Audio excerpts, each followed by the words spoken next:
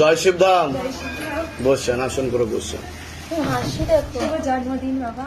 ধন্যবাদ। বসছেন। তা মনের ইচ্ছা পূর্ণ হচ্ছে? অবশ্যই। কি কি মনের ইচ্ছা পূর্ণ হয়েছে বলুন? 3টি মনের ইচ্ছে পূর্ণ হয়েছে। হ্যাঁ। প্রথমত আমি এখানে যতবার এসেছি আমাকে ডাক্তার বলে দিয়েছিল আমার কোনোদিনও বাচ্চা হবে না। হবে না বলেছিল কোনোদিনও? আচ্ছা, লিখে দিয়েছিল। লিখেও দিয়েছিল? আরে বাবা। আমি যতবার এখানে এসেছি বাবাকে আমি মনে মনে বলে গেছি, বাবা আমাকে একটি সন্তান দেবে। হ্যাঁ। বলে মনে মনে আমি বলে গেছি, আমি কখনো মুখে বলিনি।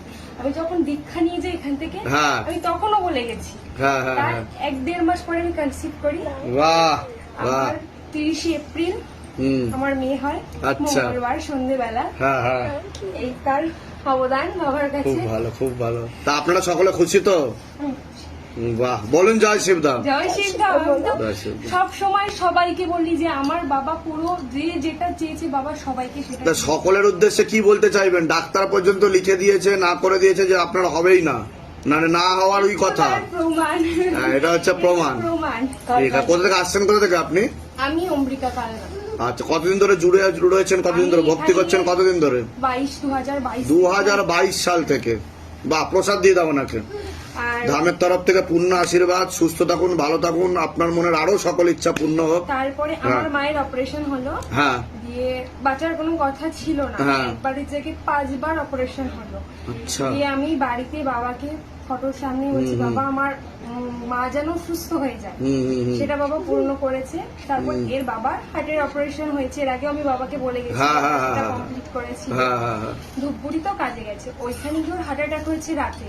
পরের দিন দুপুর 1টায় ট্রেনে উঠেছে, রাত 1টায় নেমেছে। পরের দিন একটা আমরা ওকে হসপিটালে ভর্তি করি, কালনা সুপার স্পেশালিটিতে। ওইখান থেকে রাত 9টায় ওকে বর্ধমানে নিয়ে যায়। এখন উনি কেমন আছেন?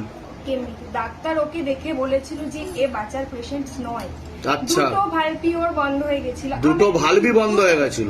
আমি মন্দিরে ঢুকে, আমার আলাদা মন্দির ঠাকুর ঘরে, আমি সেই ব্যাপারে কি ধাম থেকে বলা হয়েছিল আগে থাকতে? না, আমি তখন আসতে পারিনি। তখন আমি রীতিমতো আমার মন্দিরে গিয়ে বাবার ফটো যেখানে বসে আমি রীতিমতো দিয়ে বলেছি যে তুমি ওকে ফিরিয়ে আনবে। তুমি যখন এর আগে এনেছো তুমি এখন আনবে। বাবা ফিরিয়ে এনেছে। বাবা আপনার যে ভালভে সমস্যা হতে পারে বা এরকম কিছু ধাম থেকে বলা হয়েছিল কি? বলা হয়েছিল আগে, তাই তো? আমার মায়ের নার্ভের প্রবলেম হবে সেটা বলা হয়েছিল, মায়ের নার্ভের প্রবলেম ধরা পড়েছে।